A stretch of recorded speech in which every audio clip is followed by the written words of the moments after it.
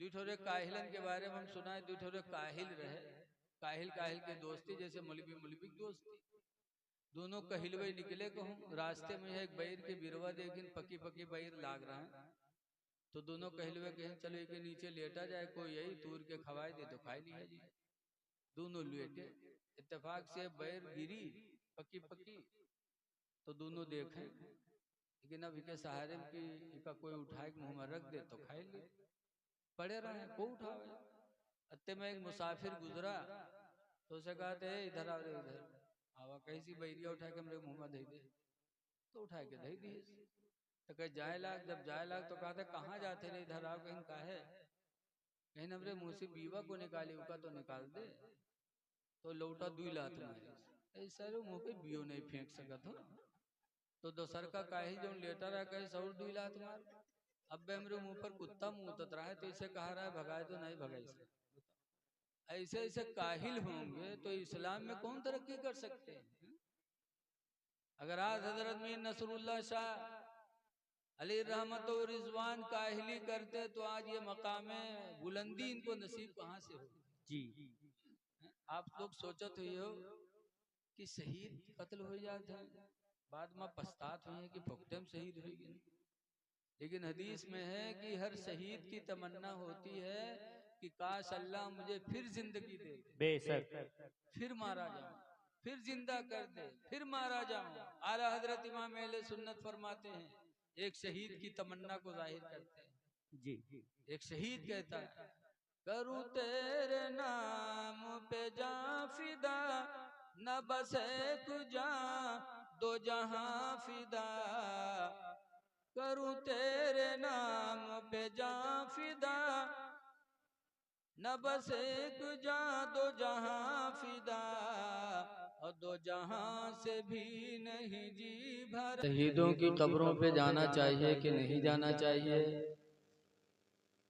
कुछ लोग तो मना करते हैं, लेकिन हदीस पाक है अन नबी सल्लल्लाहु अलैहि वसल्लम, रसूलुल्लाह सल्लल्लाहु अलैहि वसल्लम से रवायत है अन्नहु काना याती कुबूर शुहदा, कि अल्लाह के रसूल शहीदों की कब्रों पे जाया करते थे।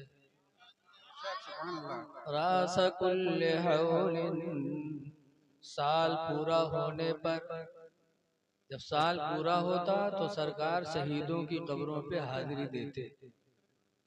ऐ सुन्नियों खुश नसीब हो कि आज तुम लोग भी हम लोग भी एक शहीद की कब्र पे हाजिरी देने का शरफ हासिल कर रहे हैं। लेकिन कुछ लोग मना करते हैं और पढ़ते क्या है, वो भी सरकार की हदीस सुनाते हैं, लेकिन वो आधी हदीस सुनाते हैं। कहते हैं हदीस पाक है अब्दुल्लाह इब्न मसूद क़ाल क़ाल रसूलुल्लाह, अब्दुल्लाह बिन मसूद से रवायत है, फरमाते अल्लाह के रसूल ने इरशाद फरमाया, इको बंद कर देना भैया, माइक बहुत अच्छा बोलता है, इको बंद कर दो। हजरत अब्दुल्लाह बिन मसूद कहते हैं कि हुजूर ने इरशाद फरमाया, कुन्तु नहीतुकुम अन ज़ियारतिल क़ुबूर, मैं तुमको कब्रों की जियारत से मना करता हूँ। तर्जमा भी वहां भी गलत करते। इतने बताएंगे कि हदीस में कुन्तु नहीतुकुम अन ज़ियारतिल क़ुबूर, मैं तुमको कब्रों की जियारत से मना करता हूँ। इन तर्जमा भी गलत और अधूरी हदीस पेश करते। तर्जमा इसका यह है कि मैं तुमको कब्रों की जियारत से मना करता था, लाकिन फज़ूरूहा, लेकिन अब तुम कब्रों की जियारत किया करो।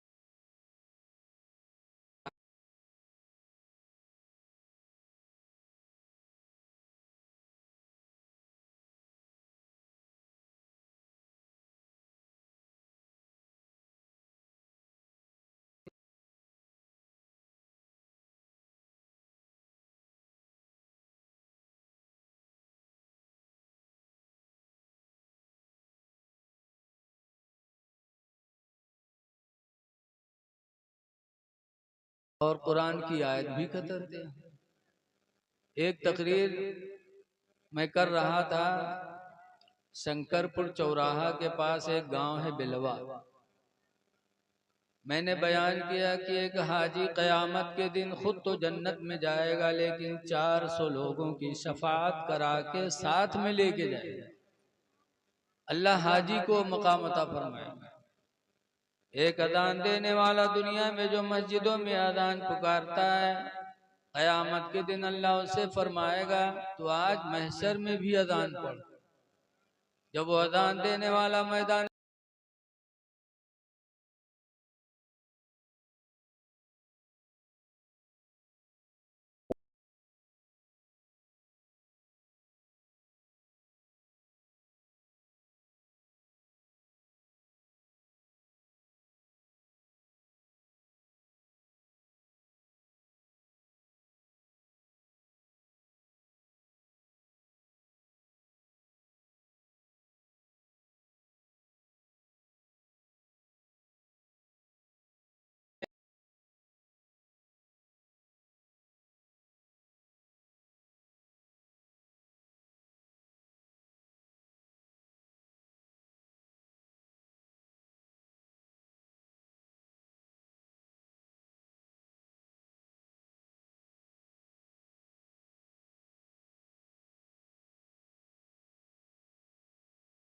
और आगे पढ़ो, कहते हैं हम हुआ हाफिज थोड़ो जो तुमका पूरा कुरान सुने।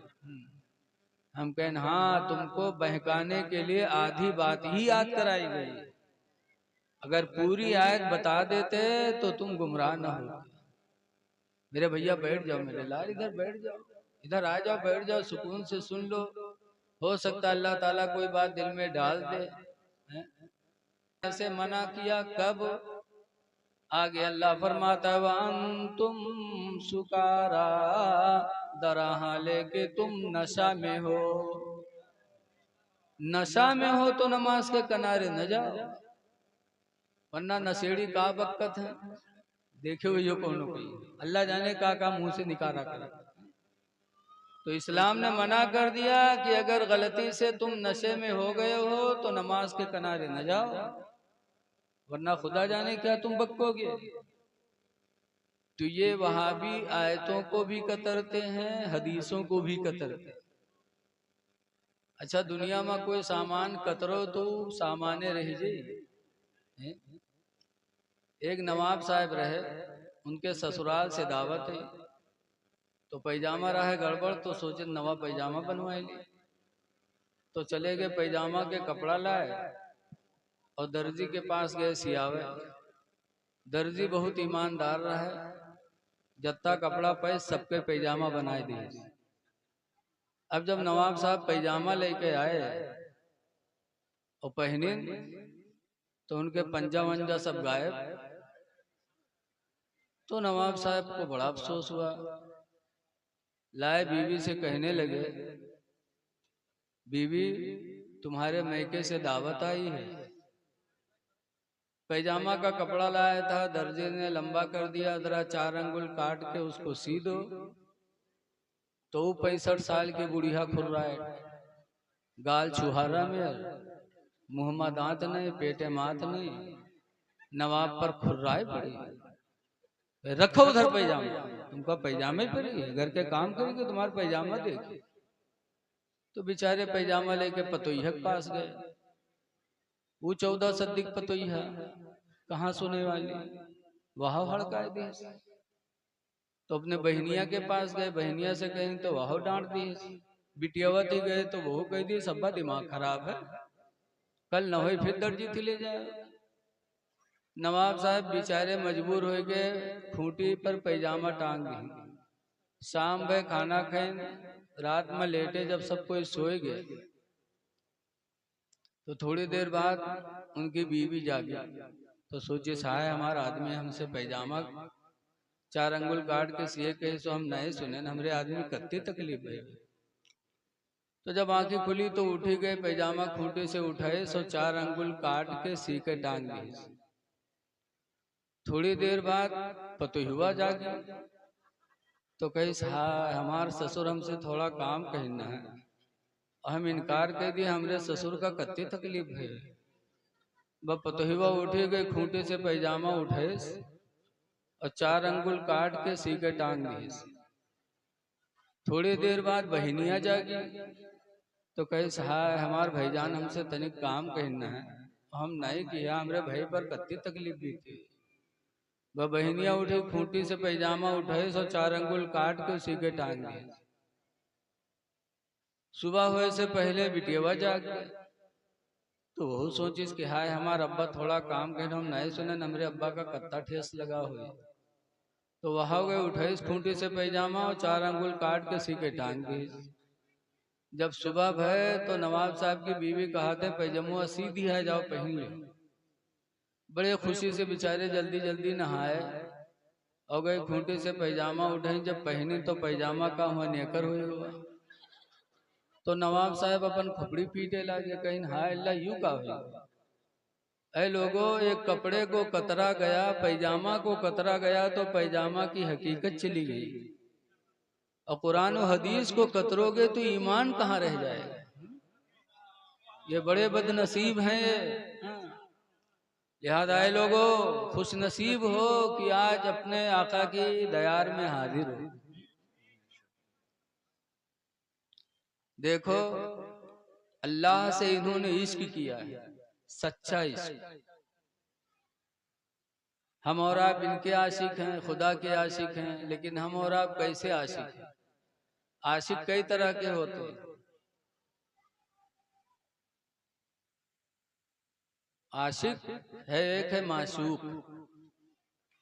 आशिक वो है जो माशूक पर अपनी जान फिदा करे। लैला मजनू की कहानी सुनी होगी। एक लैला रहा, उनके एक दीवाने बने जिनका नाम बना मजनू। एक दिन लैला के दरवाजे पर बहुत भीड़ लगी। नहीं, लैला ने एक दिन अपने मजनू के लिए थाल में लड्डू बना के भेजा। एक लड़की से कहा ले जाओ बाहर मेरा मजनू है, उसको लड्डू दे दो। और थाल में लड्डू देखें तो बहुत लफड़वे पहुंच गए। हम हैं लैला के मजनू, हम हैं, हम हैं।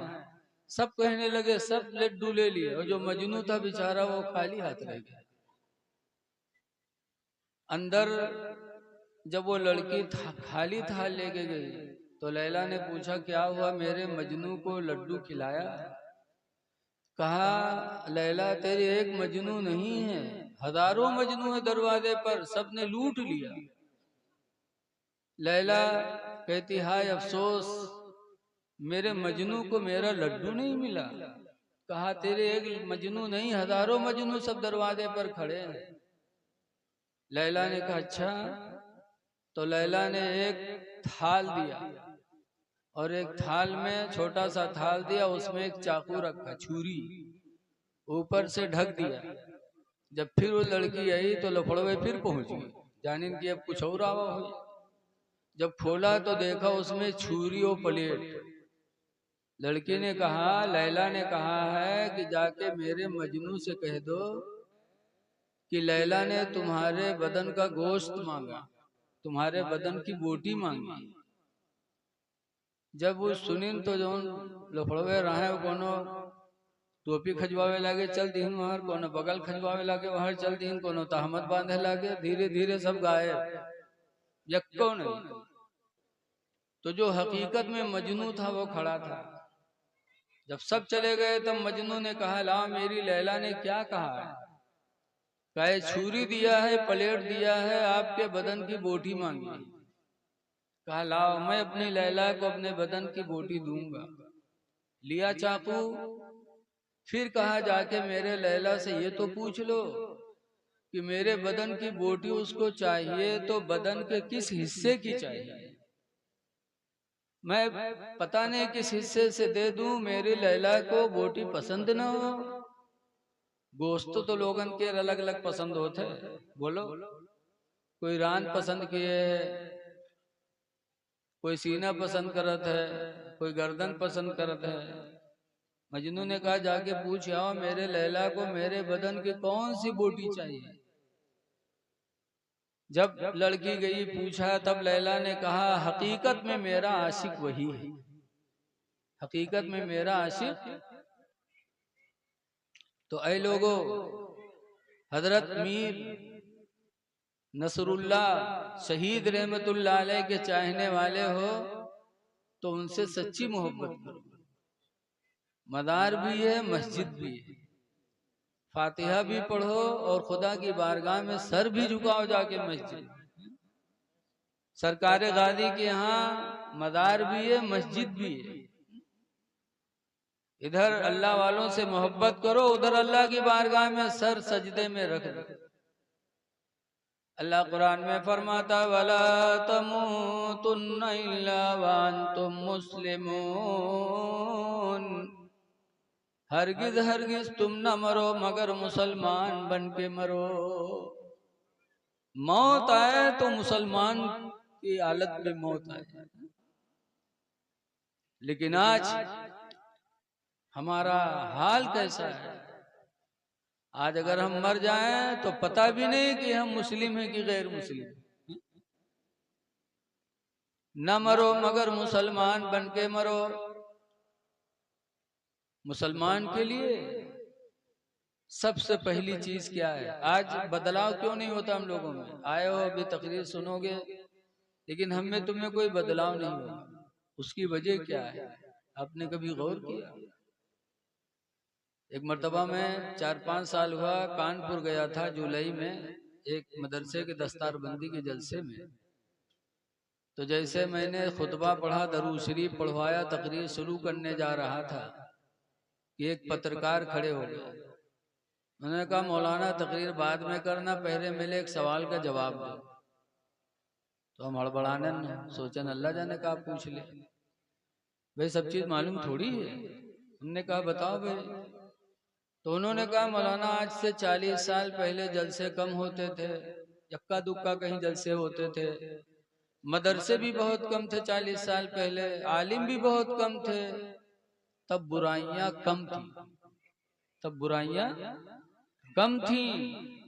अब जलसे बहुत हो गए, मदरसे भी बहुत खुल गए, मौलाना भी बहुत हो गए, तो अब तो बुराइयों को और कम होना चाहिए, लेकिन बुराइयां बढ़ ही गई, बढ़ ही रही हैं। इसकी वजह क्या है? फिर आप तकरीर करिए बताइए। तो हमने कहा इसकी वजह तो मेरे नबी ने 1400 साल पहले ही बता दिया था। कोई चीज मेरे नबी ने छोड़ा नहीं है। हदीस पाक में अनस क़ाल क़ाल रसूलुल्लाह सल्लल्लाहु अलैहि वसल्लम, हजरत अनस से रवायत है, फरमाते अल्लाह के रसूल ने इरशाद फरमाया याति अलन्नास ज़मानुन, हुजूर फरमाते हैं लोगों पर एक जमाना ऐसा आएगा। कैसा जमाना आएगा? ला युबालिल मरो, इंसान सोचेगा नहीं, मा अखज़ मिन्हु, जिस चीज को हाथ में लेगा, अमिनल हलाल अमिनल हराम, कि जो मैंने लिया है ये हलाल है मेरे लिए या हराम है। हुजूर फरमाते एक जमाना ऐसा आएगा कि इंसान की सोच खत्म हो जाएगी, जो भी हाथ में पाएगा हलाल और हराम नहीं सोचेगा बल्कि खा लेगा। हुजूर फरमाते जब ऐसा जमाना आ जाएगा तो लोगों के दिलों से खौफे खुदा चला जाएगा, नूर ईमान चला जाएगा, अजानें होती रहेंगी, मस्जिदें सूनी पड़ी रहेंगी। मेरे नबी ने बहुत पहले बता दिया। रोजी जब हलाल होगी तब खौफ खुदा दिल में पैदा होगा। सहाबा की रोजी हलाल थी। एक सहाबी थे जिनका नाम है अबू दुजाना। हजरत अबू दुजाना हुजूर के पीछे मस्जिद नबवी में नमाज पढ़ते थे। फजर में सबसे पहले निकलते थे, बाकी नमाजों में साथ में निकलते थे, फजर में सबसे पहले निकलते। एक दिन हुजूर से लोगों ने शिकायत किया कि अल्लाह के रसूल अबू दुजाना को बड़ी जल्दी रही थी फजर में। तो सरकार ने अबू दुजाना को रोका, फरमाया अबू दुजाना तुम फजर में सबसे पहले क्यों जल्दी जाते हो? तो अबू दुजाना का बयान सुनो मुसलमान। फरमाते हैं, अर्ज करते हैं कि अल्लाह के रसूल मेरे पड़ोस में एक यहूदी का मकान है, मेरा आंगन उसका आंगन एक है, दीवार पर्दे की उठी है। यहूदी के आंगन में खजूर का पेड़ लगा है, उसकी शाखें मेरे आंगन में झुकी हैं। इस वक्त खजूरों का मौसम है, पकी पकी खजूरें रात में गिरती हैं फजर में, इसलिए मैं जल्दी जाता हूँ कि कहीं कोई मेरा बच्चा उठकर मेरे पड़ोसी की खजूर उठा के खा न ले। मैं जल्दी करता हूँ, जाता हूँ अपने पड़ोसी की खजूरें जमा करके पड़ोसी के घर दे के आता हूँ, फिर अपने छोटे बच्चों को बेदार करता हूँ। सहाबा के दिलों में रिश्ते हलाल का यह जज्बा था कि मेरा बच्चा किसी की एक खजूर न उठाए। और आज हम मूंगफली ले हैं, कहे का भाव है, कहे 10 रुपए 100 ग्राम, कहे 100 ग्राम तो वो हर तौलत है, 2-4 ठोरी हर तोड़ दे। क्या जायज है तुम्हारे लिए? कतान जायज नहीं है मेरे दीनी भाइयों। सहाबा के दिलों में खौफ खुदा क्यों था? इस वजह से था कि उनकी रोजी हलाल थी। आज हम तिजारत भी करते हैं तो तिजारत में भी नहीं सोचते कि हमारी रोजी हलाल हो। अल्लाह ताला ने कुरान करीम में फरमाया, अहल्लल्लाहुल बैआ, तिजारत को अल्लाह ताला ने हलाल फरमाया। वहर्रमर रिबा, और सूद को अल्लाह ताला ने हराम फरमा दिया। तिजारत हलाल है और तिजारत में बरकत कितनी है जरा सुनो। जब मक्का से मुसलमान हिजरत करके मदीना गए, अल्लाह अल्लाह के नबी की मोहब्बत में सब कुछ छोड़ दिया। मक्का में घर बार दौलत बीवी जायदाद सब छोड़ा और अल्लाह के नाम पे मक्का से मदीना चले गए। जरा बात ना करो आप लोग। मदीना चले गए। अब जब गए तो कुछ नहीं, तो हुजूर ने मदीने के अंसारियों को बुलाया। बुलाने के बाद फरमाया, ऐ मदीने के अंसारियों, मक्का की हिजरत करने वाले मुहाजिर मुसलमान, ये तुम्हारे भाई हैं। कुल्लु मोमिनिन इख्वा, हर मोमिन भाई भाई। जैसे सरकार ने इतना कहा मेरा भाई है, ये सब भाई भाई हैं, तो मदीने का हर हर अंसारी खड़ा होता और एक मुहाजिर का हाथ पकड़ता तो कहता चलो तुम मेरे भाई हो, मेरे घर चलो। ऐसे ले लेके लोग जाने लगे। एक सहाबी, एक अंसारी अब्दुल रहमान बिन औफ का हाथ पकड़े। अब्दुल रहमान बिन औफ को घर लेके गए, कहा सुनो तुम हमारे भाई हो। हुजूर ने फरमाया तुम्हारे पास मदीने में कुछ भी नहीं, ना घर है, ना बीवी है, ना जायदाद है, इसलिए अब्दुल रहमान तुम मेरे भाई हो। भाई का आधा हक होता है, भाई का आधा, मेरा मकान आधा बांट लो, आधा मकान तुम्हारा आधा मकान हमारा। घर में जो रकम थी वो भी ला के रख दिया, का आधी रकम तुम्हारी आधी रकम हमारी। फिर एक खजूर के बाग थी, उस बाग को भी उस अंसारी ने आधा बांट दिया, कहा तुम हमारे भाई हो, भाई का आधा आधा होता है, आधी बाग तुम्हारी आधी बाग हमारी। उसके बाद उस अंसारी ने अपनी 2 बीवियों को बुलाया। उनके निकाह में 2 बीवियां थी, उस वक्त पर्दा नहीं था। फरमाया अब्दुल रहमान, ये मेरे निकाह में 2 बीवियां हैं और तुम्हारे पास कोई बीवी मदीने में नहीं है, लिहाजा मेरी इन दोनों बीवियों को देख लो, इसमें जो तुमको पसंद आ जाए मैं उसको तलाक दे दूं और तुम उससे निकाह कर लो, ताकि तुम्हारे निकाह में भी एक बीवी पहुंच जाए। क्या है कोई जमाने में? लेकिन दिकौली का आदमी हो तो सब ले ले, कहाँ लाओ लाओ लाओ, सब ठीक है। लेकिन अब्दुल रहमान बिन औफ रसूलुल्लाह के सच्चे चाहने वाले, वो कहते हैं मेरे अंसारी भाई, ये मकान भी तुम्हें मुबारक हो, ये दौलत भी तुम्हें मुबारक हो, ये बाग भी तुम्हें मुबारक हो, बीवियां भी तुम्हें मुबारक हो। मेरे जेब में थोड़े से पैसे हैं, मुझे मदीने की बाजार बता दो, मैं वहां जा करके तिजारत करके अपनी जिंदगी गुजार लूंगा। थोड़े से पैसे। मदीने की एक बाजार, बहुत मशहूर बाजार थी, कैनका। वहां वो अंसारी सहाबी लेके गए। अब्दुल रहमान बिन औफ ने उसी चंद पैसे से पनीर खरीदा। पनीर आप लोग भी जानते हो। पनीर खरीदा और दूसरी जगह जाके बैठ के बेचने लगे। अल्लाह ताला ने उसमें काफी नफा दिया। फिर गए खरीदा फिर बेचे, फिर खरीदा फिर बेचे। चंद ही दिनों में अब्दुल रहमान की तिजारत में अल्लाह ने ऐसी बरकत अता फरमाई कि मुल्के शाम से सामान मंगाने लगे। कहाँ से मंगाने लगे? और एक दो टराली नहीं, एक दो ऊंट नहीं, उस जमाने में टराली ट्रक तो रहे नहीं। 700 ऊंटों पे उनका माल लद लद के आने लगा। 700 ऊंट पर अब्दुल रहमान की माले तिजारत लद लद के जब मदीने आने लगी, जिस दिन उनका सामान आता था मदीने में शोर बर्पा होती थी कि आज अब्दुल रहमान का माले तिजारत मुल्क शाम से मदीना आने वाला है। अल्लाह ने इतनी बरकत दे दी और इतनी बरकत दिया कि अब्दुल रहमान के इंतकाल के बाद उनके घर वालों ने सोना बांटा तो लिखा है रवायतों में कि कुल्हाड़ी से काट काट के बांटा। अल्लाह ने तिजारत में कितनी बरकत रखी है। तो तिजारत आदमी नहीं करता। हर रमर रिबा, अल्लाह ताला ने सूद को हराम फरमा दिया। कुरान की नस्से कतई से साफ साफ इसके हराम होने में किसी मुसलमान को शक ही नहीं। ऐ लोगों, रोजी हलाल खाओ तो इंशाअल्लाह दिल में खुदा का डर पैदा हो, दिल तुम्हारा नर्म रहेगा, तुम्हारे मुंह से गलत बोलियां नहीं निकलेंगी।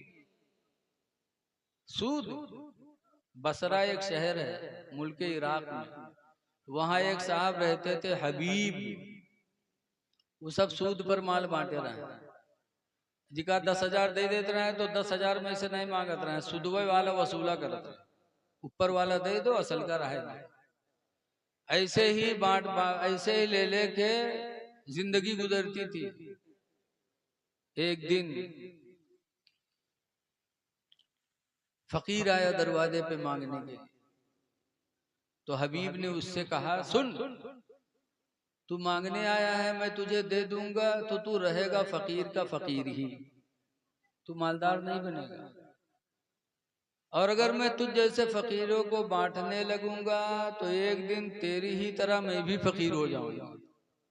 इसलिए तुम जाओ, तुमको मेरे दरवाजे पे कुछ मिलने वाला नहीं। भगा दिया। शाम को खाना बना, जब बीवी खाना निकालने के लिए बैठी तो देखा कि सारी पतीली खून से भरा हुआ, सारा खाना खून हो गया। बीवी चिल्लाई, कहा तुमने क्या किया? उस फकीर को भगाया था, अल्लाह नाराज हो गया, सारा खाना पतीली का खून से बदल गया। हबीब अजमी कहते हैं, हबीब कहते हैं कोई बात नहीं, फेंको, दूसरा खाना बनाओ।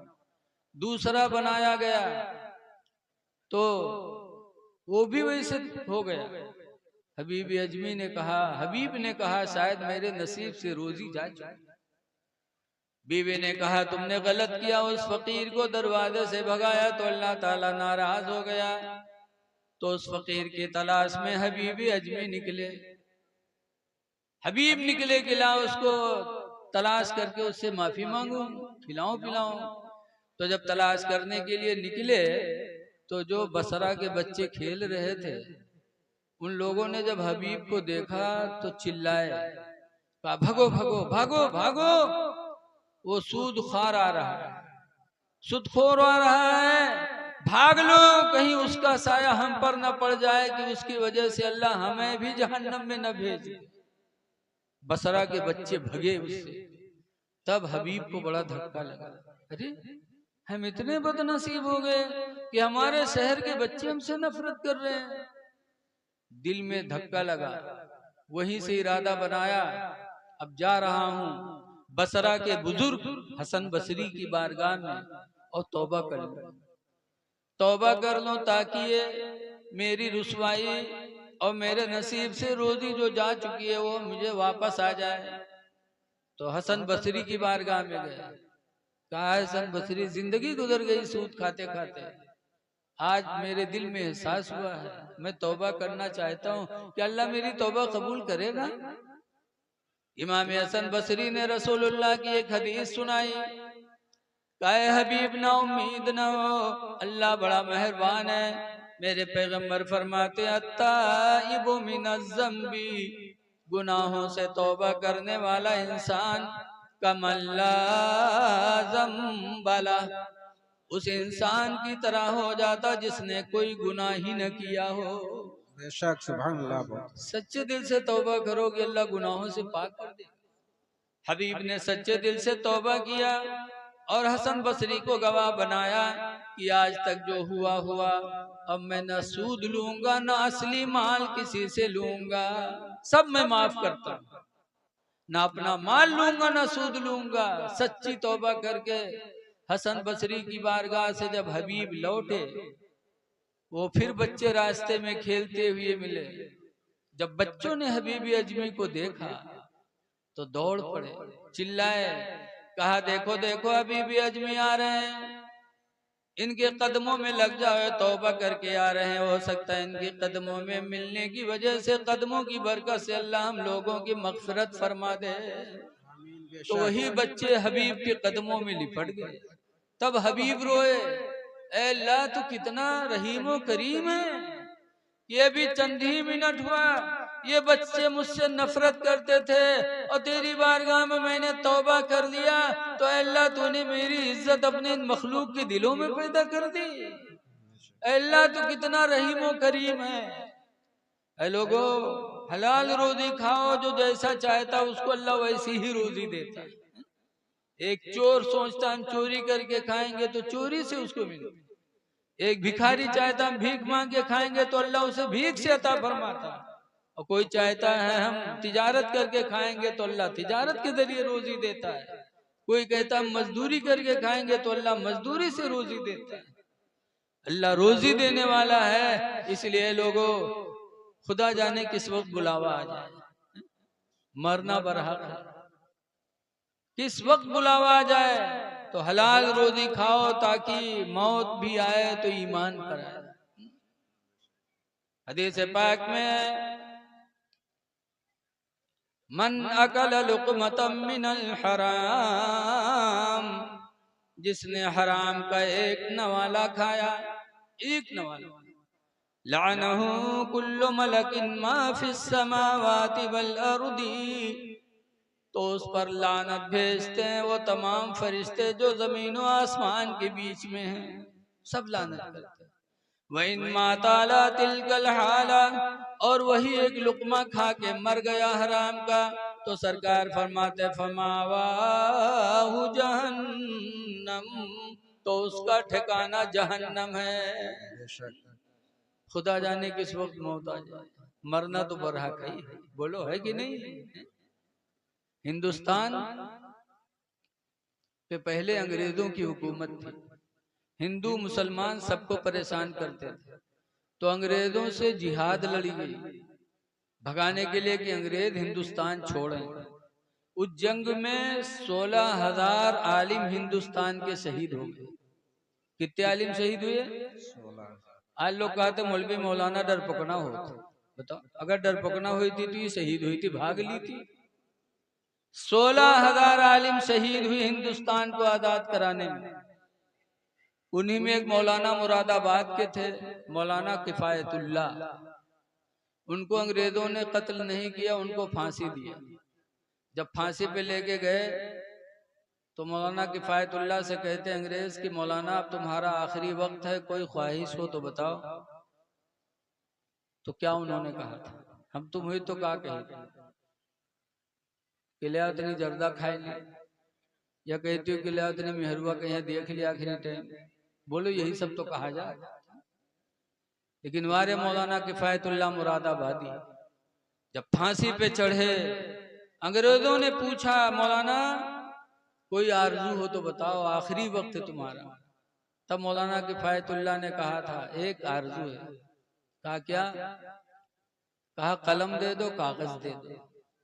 तो कलम दिया कागज दिया, तो मौलाना किफायतुल्लाह ने उस कागज पे चंद शेर लिखे थे चलते चलते। समझाया था अंग्रेजों तुम मुझे फांसी दे रहे हो, सोचते हो कि मौलाना को फांसी दे देंगे और हम हमेशा दुनिया में रहेंगे। लिखा था कि कोई गुल बाकी रहेगा ना चमन रह जाएगा। बेशक कोई गुल बाकी रहेगा ना चमन रह जाएगा। एक रसूलुल्लाह का दीन हसन रह जाएगा। बेशक सुभान अल्लाह बेशक एक रसूलुल्लाह का दीन हसन रह जाएगा। और हम सफीरो बाग में हैं कोई दम के चहे। हम सब मुसाफिर हैं, ये दुनिया में थोड़ी देर के लिए आए हैं। हम सफीरो बाग में हैं कोई दम के चहे।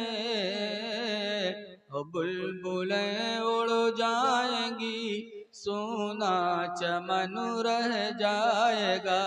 बेशक बुलबुलें उड़ जाएंगी सोना चमन रह जाएगा। अतलसो कम ख्वाब की पोशाक पे नाज़ान हो। आज हम लोग नरम नरम बिस्तरों पे नाज करते, अच्छे अच्छे कपड़े पे नाज करते। इसीलिए पहनने के बाद हम लोग अपने कपड़ा देखी थे कि कहूँ देखे थे अच्छे कि नहीं, चाहे आगे गढ़ा में गिर जाओ। कपड़े पे नाज। अतलसो कम ख्वाब की पोशाक पे नाज़ान हो। अतलसो कम ख्वाब की पोशाक पे नाज़ान हो। इस तने बेजान पर खाले कफन रह जाएगा। इस नारे तकबीर, नारे रिसालत, मसलके आला हजरत, मसलके आला हजरत, उलमाए अहले सुन्नत, बस्ती बस्ती करिया करिया, बस्ती बस्ती करिया करिया, इल्म का दरिया फैज का दरिया। नारे तकबीर, नारे रिसालत, जिंदाबाद जिंदाबाद। लिहाजा है मेरे दीनी भाइयों, हलाल रोजी खाओ ताकि अल्लाह का खौफ दिल में पैदा हो, ताकि हमारी नमाजें भी अदा हो। अल्लाह फरमाता है हरगिज़ हरगिज़ न मरो मगर मुसलमान बन के मरो। देखिए मुसलमान की पहचान सबसे पहले क्या है? ईमान लाने के बाद सबसे पहली चीज जो हम पर आप पर फर्ज होती है वो है नमाज। बेशक बगैर नमाज के खुदा हमसे राजी नहीं। जी आज हमारी नमाजें छूट रही हैं, क्या हमारा ये इश्क मुकम्मल है? ऐ लोगों, पंजगाना नमाज बा जमात अदा करो। अल्लाह ताला की रहीमी करीमी देखो। हुजूर फरमाते मन सल्ला सलातल ईशाई बिल जमाअती, जिसने नमाज ईशा जमात से पढ़ लिया और पढ़ के सो गया, बिस्तर पे सो रहा है, लेकिन हुजूर फरमाते फकान नमा कामा निस्फल लैल, लेकिन वो गोया आधी रात तक खुदा की राह में इबादत ही करता रहा। सुभान अल्लाह। नमाज ईशा जमात से पढ़ लो, सो जाओ तो आधी रात तक इबादत का सवाब। सुभान अल्लाह।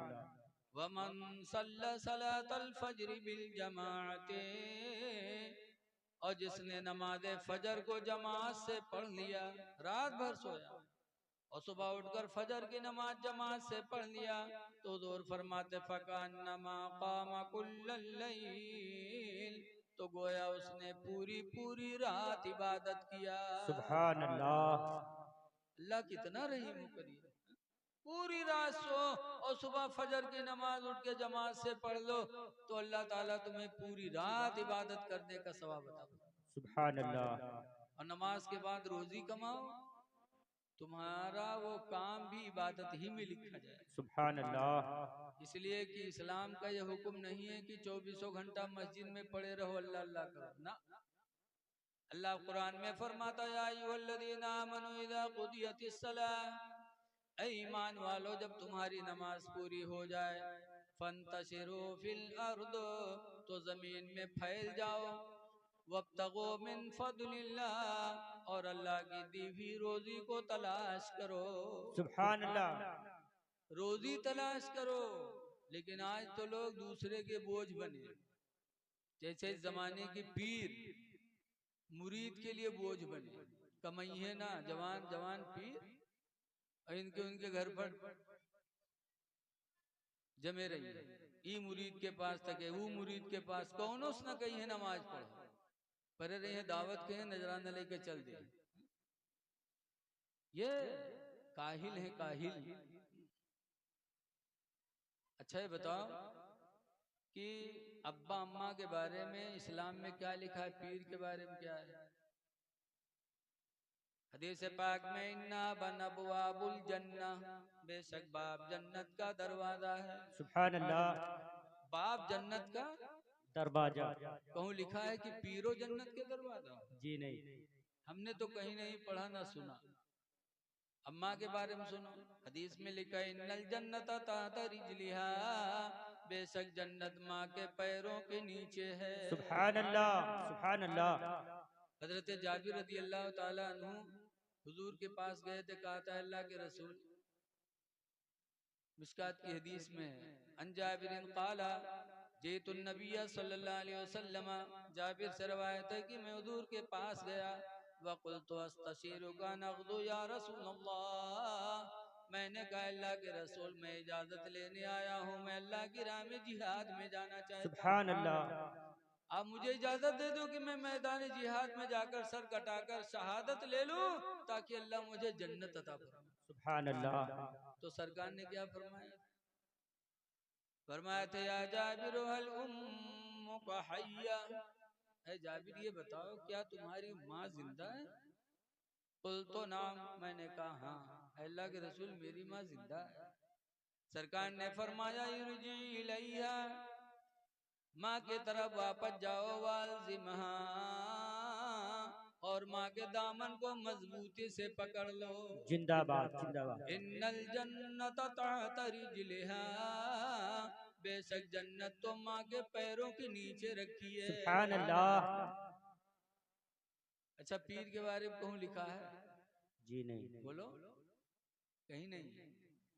एक बात और सुनो, मदीना के करीब एक साहब थे, बीमार हुए तो उन्होंने मिन्नत मानी, या अल्लाह मुझे शिफा दे दे तो मैं काबा की चौखट चूमूंगा। ठीक हो गए तो हुजूर के पास आए, कहने लगे या रसूल अल्लाह इन्नी नदर तो अनुकब्बिला कबतल काबा, अल्लाह के रसूल बेशक मैंने मिन्नत मानी थी कि काबा की चौखट चूमूंगा। सुभान अल्लाह। ठीक हो गया तो कहा जाओ। कहा अल्लाह के रसूल में नहीं जा पाऊंगा, मक्का बहुत दूर है, न पैदल जा सकता न सवारी से जा सकता, मैं गरीब आदमी हूँ। तो हुजूर फरमाते मक्का नहीं जा सकते, इरजीला बैतिका, अपने घर वापस चले जाओ, वक़ब्बिल क़दमै उम्मिका, और माँ के दोनों पैरों को जाके चूम लो, सुभान अल्लाह अल्लाह। ताला तुम्हें काबा की चौखट के चूमने का सवाब अता फरमाएगा। जिंदाबाद जिंदाबाद। सुभान अल्लाह। ए लोगो, माँ का कदम चूमो तो काबा चूम रहे, सुभान अल्लाह। और पीर का कदम चूमना सवाब नहीं बताया गया। पीर का पैर चूमना नाजायज, और माँ का पैर चूमना गोया कि काबा को चूमना है। सुभान अल्लाह। तो अम्मा के पैर कोई नहीं चूमते, पीर साहब के पैर चूमते।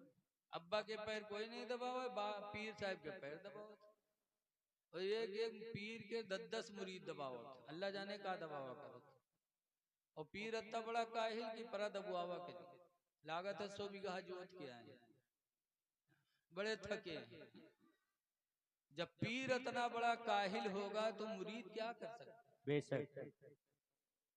इंसान की बर्बादी का सबब अगर कोई चीज है तो शेख सादी ने गुलसिता में लिखा है वो इंसान की काहिली है। हक है।